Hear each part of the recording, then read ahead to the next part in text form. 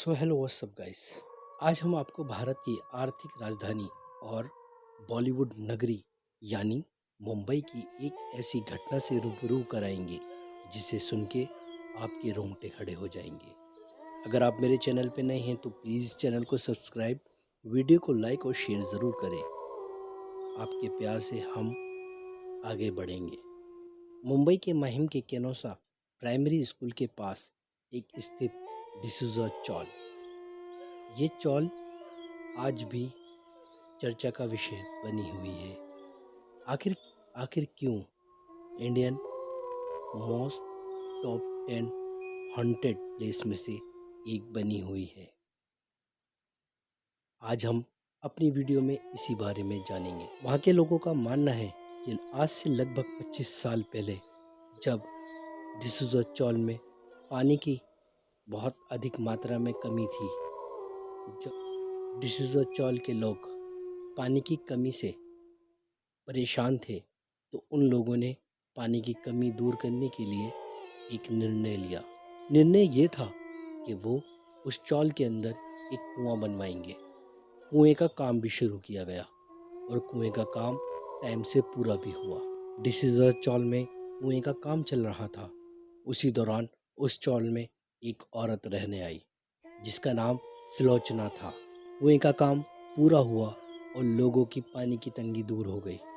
लोग बाग अपनी ज़िंदगी ऐशो आराम के साथ जीने लगे, लेकिन ये ऐशो आराम ज़्यादा दिन तक उनके साथ ना रहा और फिर वो भयानक रात आई जिस रात के बाद से डिसूजा चौल हॉन्टेड प्लेस बन गई। सुलोचना, वो औरत जो उस चौल में रहने आई थी, ऐसा क्या हुआ उसके साथ, ये आज तक एक सवाल बना हुआ है डिसूजा चौल के लिए। सुलोचना उस रात अपने घर में सो रही थी। रात अमावस की काली थी। सुलोचना को आधी रात में पानी की प्यास लगी और वो पानी की प्यास बुझाने के लिए उठी। जब उसने देखा कि उसके घर में पानी मौजूद नहीं है तो वो पानी पीने के लिए कुएं की तरफ पहुंची। उसे प्यास क्या लगी थी, बस यूँ समझ लो कि वो अपनी मौत की तरफ चली थी। सुलोचना ने पानी की बाल्टी कुएं में डाली और पानी निकालने का प्रयास किया। पानी निकालने का प्रयास करते वक्त सुलोचना का पैर स्लिप हो गया और सुलोचना उस गहरे कुएं में जा गिरी। आधी रात का वक्त था। सुलोचना अपनी जिंदगी की भीख मांग रही थी, चीख रही थी, तड़प रही थी, लेकिन उसकी उस वक्त मदद करने वाला कोई वहाँ पे मौजूद नहीं था। धीरे धीरे करके उसकी सांसें मौत की सिसकियों में बदल गई और सुलोचना इस दुनिया से चली गई। हिंदू धर्म ग्रंथों के हिसाब से ये माना जाता है कि जो व्यक्ति, औरत या बच्चा किसी दुर्घटना में मारा जाता है वो इसी दुनिया में आत्मा बन के भटकता रहता है। सुबह हुई, लोग कुएं के पास गए और देखा कि एक औरत मुंह के बल कुएं में पड़ी हुई है।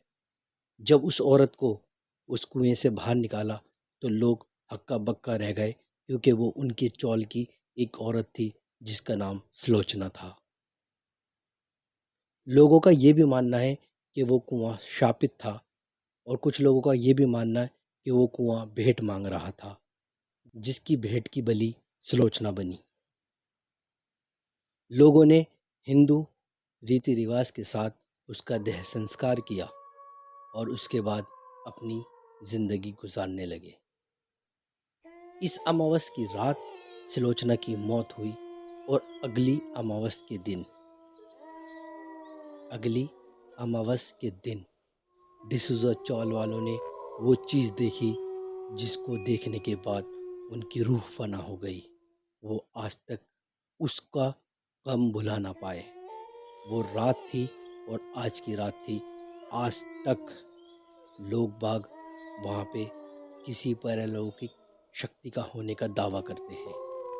आखिर क्या हुआ उस रात को? रात का समय वही अंधेरी काली रात। डिसूजा चौल में एक शोर मचा। किसी आदमी ने उस कुएं के पास सफ़ेद साया देखा और उस साये को देखकर उसने शोर मचाया, जिस वजह से पूरा चौल इकट्ठा हो गया। सबको वो साया नज़र आया, लेकिन किसी की हिम्मत ना हो सकी कि उस जाके देख सके। लेकिन उनमें से किसी दिलेर आदमी ने ये कोशिश करी कि उसके पास जाके देखा, और वो उसे देख के हक्का बक्का रह गया, क्योंकि वो और कोई नहीं, सुलोचना थी। उसके बाद आज 25 साल उस बात को गुजर गए। हर अमावस की रात को किसी न किसी को सुलोचना नज़र आती है।